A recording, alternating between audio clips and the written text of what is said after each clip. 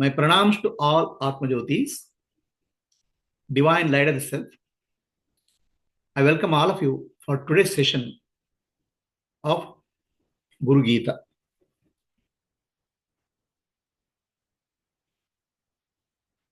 We are taking up shloka number 116, 116.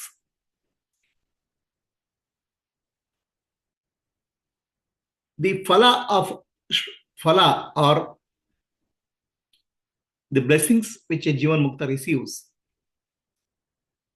by meditating I am Brahman, Aham Brahmasmi, is described in this shloka 116. Na tatsukam surendrasya na sukam chakravartinam yat sukam vitaragasya sada santushta chetasaha. The bliss, the happiness experienced by Surendra. Surendra means king of devatas. Sura means devatas. Surendra means king of devatas. Devendra.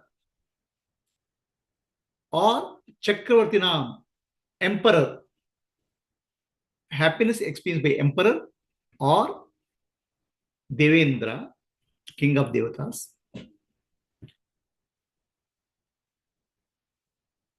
The bliss experienced by Jivan Mukta or liberated one who has realized I am Brahman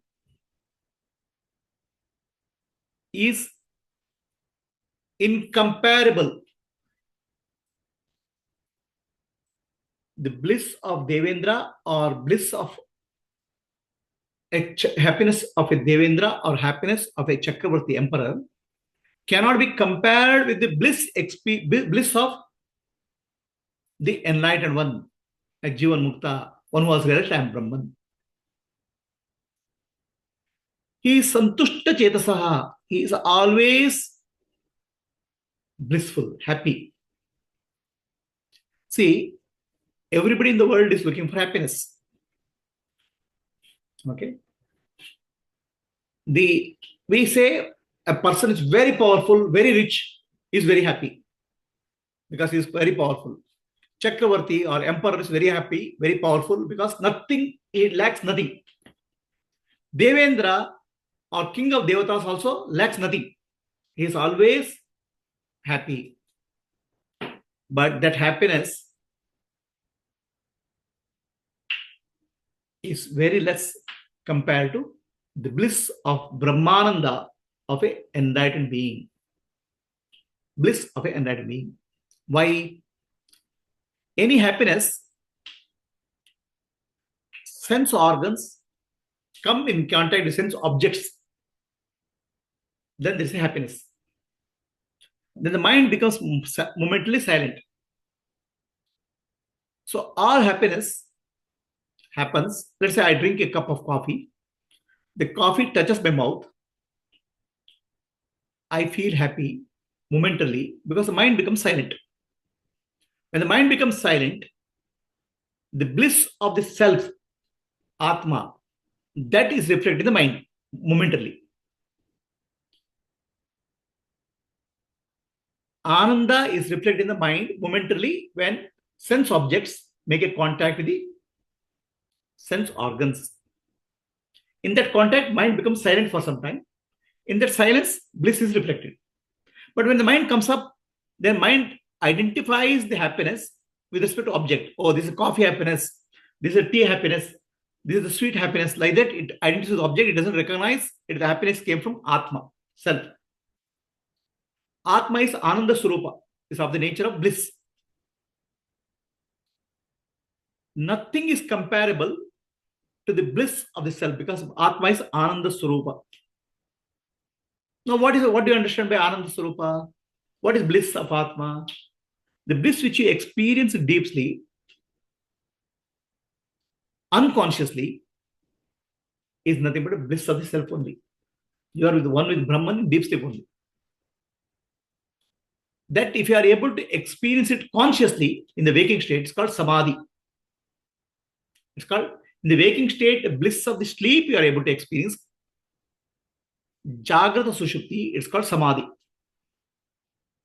But Samadhi Sukha, the happiness you experience Samadhi, also is reflected happiness. It's a momentary. You are of the nature of happiness. You are nature of Brahman, Ananda Surupa. So now, why Chakravarti, the emperor, or Devendra, their happiness is very not comparable to the happiness of a Brahmadnani, because Brahmadnani, or one who has realized Brahman, his happiness is Swarupa, his own nature. What is your own nature? It doesn't come and go. Ananda means infinity. Ananta, the word Ananda comes from the word Ananta, infinity. So his nature is infinite. That's why he is blissful. Now, what is your nature? You will never lose. Whereas Devendra, the king of Devatas, or Chakravarti, they're always afraid. They lose happiness. Because Devendra, anytime Asuras can attack. Chakravarti, the emperor, can be killed anytime in a palace coup. Or enemies can attack. Their happiness is always mixed with the fear of losing the happiness. Whereas Brahmananda or Atmananda, nature of Swarupananda, there's no loss possible at all. That's why Brahmadnani Sada Santushta Chetasaha, always blissful, always happy. Any questions from Zoom? Anybody on Zoom? Any questions?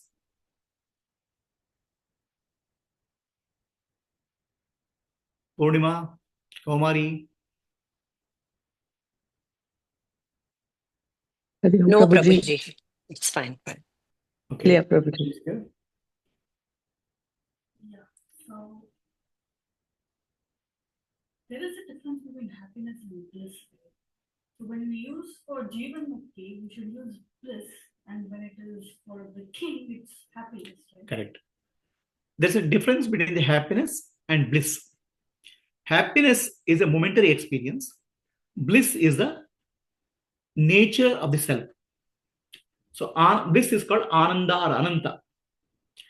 Now, what we don't know, what we all of us don't know, is that every happiness what we experience, is drinking a cup of coffee or drinking a cup of tea or anything, is nothing but Ananda, the bliss of the self reflected in the mind only. Okay? Mind becomes silent, in the bliss of self is reflected. But the mind does not know the bliss or Ananda has come from Atma. So the mind will associate the happiness with the objects of the world. So, and it becomes limited because it's always associated with the objects of the world, it's not associated with the Atma. With Atma Dana, it will understand. The mind, there's an understanding that I am the nature of happiness, I am the nature of bliss.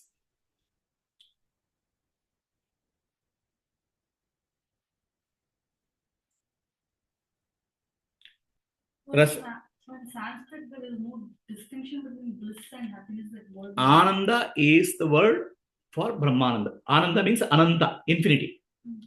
Happiness is called Santosha. Okay. But the problem, the word Santosha has come because the momentary happiness is always momentary. For a Gnani, when he eats a Mysore pak or sweet, he associates that happiness of eating Mysore pak sweet with Atmananda, not with the object.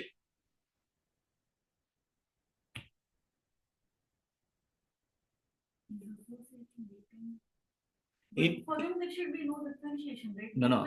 I'm speaking of in ignorance, we associate happiness with the object. In wisdom, we associate happiness always with the Ananda. Atmananda reflected mentally, mind. No, but what is he associating? There should be nothing to associate. I'm saying for the sake of clarification, I'm telling you, in ignorance, we are associating happiness with the object. That's why it's momentary. With Jnana, instead of associating the object, it becomes Atmananda all the time. But just to clarify, there is nothing for him to associate. It's always there. It's always there. Atmananda is always there. But still, he will enjoy a cup of coffee. He'll enjoy a cup of tea. Right? So that enjoyment he associates, instead of calling coffee Ananda, he knows Atmananda experience in the form of coffee. A Gnani also will enjoy some sweet, some coffee or tea. He also, his sense organs also, there's a taste and a momentary sense of surge of happiness that he associates with coming from Atma, Atmananda, not from a object.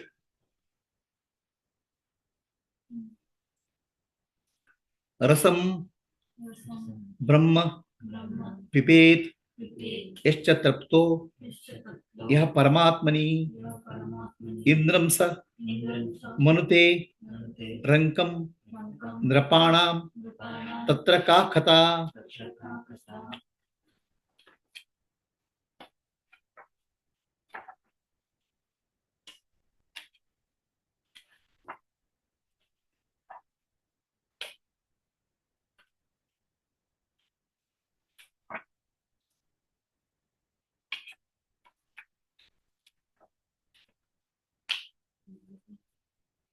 One who experiences rasam. Rasam means essence of Brahman. Essence of Brahman is Ananda. And is established in the infinite or absolute reality. He considers Devendra or ordinary kings or emperors as poor fellows. See, anybody wants to become an emperor or Devendra is because they get the power, they get happiness. From the point of view of somebody who has attained Brahmadnana, Ananda, Surupa Ananda, and established in Brahman, these are all poor fellows. Devendra, they are looking for happiness, little bit happiness, and always they're afraid of losing it. So ordinary, these are all poor fellows. Devendra is a poor fellow. Emperor is a poor fellow. He's looking for some happiness. So it's like somebody has become a billionaire. For him, a person who is having 1,000 rupees, 1 lakh rupees is a poor fellow. Brahmadnani is like a billionaire. He has become Ananda Swarupa, infinite bliss. He is Brahman only. For him, all these kings, emperors are very powerful people who are enjoying life, appear to be poor fellows. Poor fellows struggling for some happiness, he'll say. Any questions on Zoom?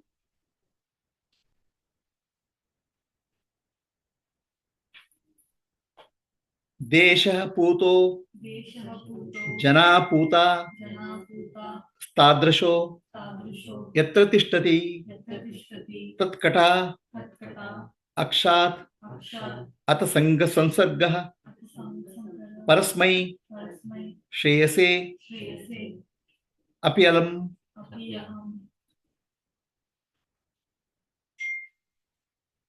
Desha Putaha, the place where a self-realized soul resides, a Brahmadnani resides, a self-realized soul resides,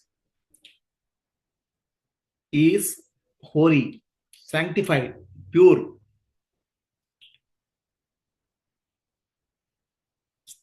Jana Puta, wherever those people who live in that place, they are also sanctified, they are also purified, they are also holy. Coming across such a person, meeting such a person, or such a Gnani, when his eyes fall on some person, his vision falls on some person, or being associated with Gnani is a great merit. It's a spiritual upliftment. It is a well-being. So basically, glory of a realized person, a Brahmadnani, is told here.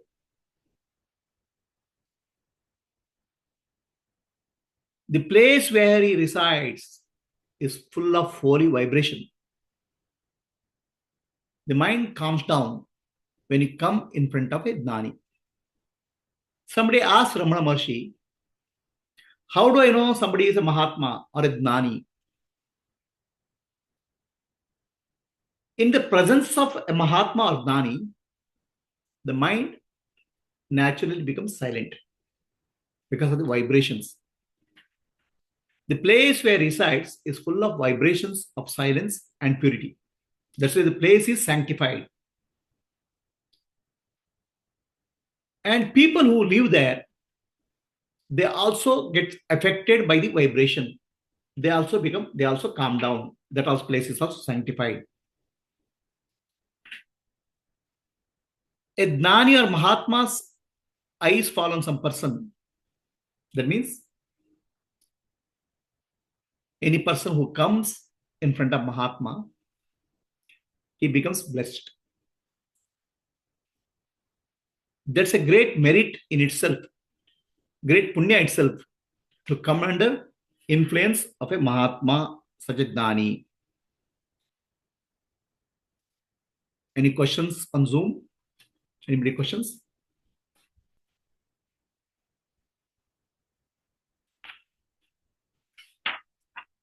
That was shloka number 118.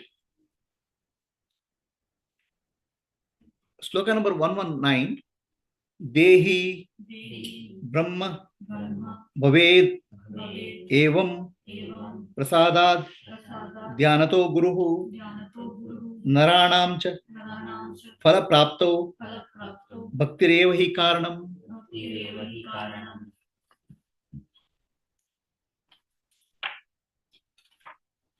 One who has Dehi Brahmamayam Brahma Bhaved. Dehi means one who is embodied soul, Jivatma. Brahma Bhaved. He realized I am Brahman. I am the infinite. One who is embodied feels I am limited. I am limited to the body and the mind and the intellect. That limitation is dropped now. I am Brahman is realized. By what? Prasada Dhyanato Guruhu. Prasada means grace of the Guru. The grace of the master is required for realizing I am Brahman. What is the grace of the master? Grace of the master is his presence, the presence of the master, and teaching by the master. The presence and teaching affects the person. The presence, a Gnani's presence, has a deeper impact on anybody.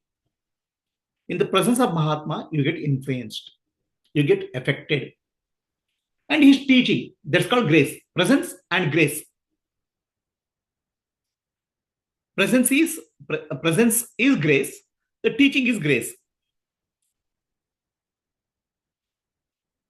The limited individual self, Jivatma, attains infinite absolute reality called Brahman.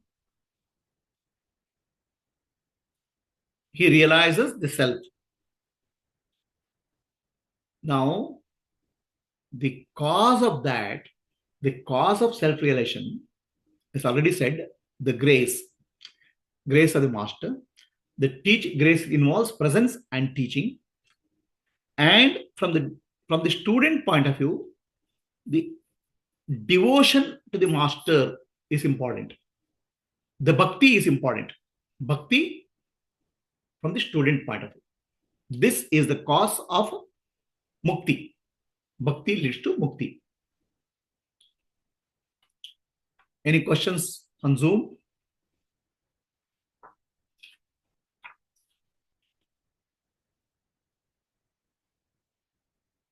Shloka number 120. Muktasya lakshanam devi tavagre katitam maya guru bhaktis tatha dhyanam sakalam tava kirtitam. O Devi, Shiva tells Parvati. This all teaching is from Shiva to Parvati. I am going to tell you the characteristic of the realized person. Devotion to Guru and complete meditation practices, which I have told you earlier. So Shiva has told already in the previous shlokas the characteristic of an enlightened being, a realized person, his devotion to Guru and meditation practice, which gives him Jivan Mukti. Meditation on the Guru as in the heart center, which gives Jivan Mukti, is described by me earlier. So this is what Shiva tells Parvati. Shloka number 120.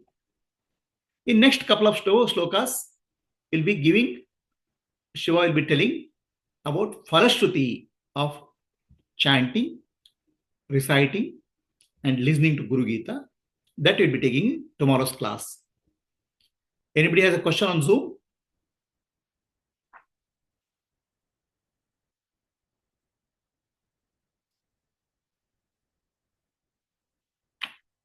If there are no questions, I'll conclude. Asatoma Sadgamaya Tamasoma Jyotirgamaya Mrityorma Amritam Gamaya. Om Shanti Shanti Shanti Purnamadaha Purnamidam Purna Purnamudachyate Purnasya Purnamadaya Purnamevavashishyate. Om Shanti Shanti Shanti. Nanembudu Nanalla Ideha Manabuddhi Nanalla Sachidanandatma Shivanannani Shivoham Shivoham Shivoham Atmadarshanam Brahmadarshanam Brahmadarshanam Satyadarshanam Antarjyotihi Bahirjyotihi Pratyak Jyotihi Paratpara Jyotireva Jyotihi Swayam Jyotihi Atma Jyotihi Shivosmiham Lokaha Samastaha Sukhino Bhavantu Lokaha Samastaha Sukhino Bhavantu Lokaha Samastaha Sukhino Bhavantu. Harihi Om. Shri Gurubhyo Namaha. Harihi Om. With that, we'll conclude English class. In 5 minutes, we'll start Kannada class. Satyavati, can you stop recording?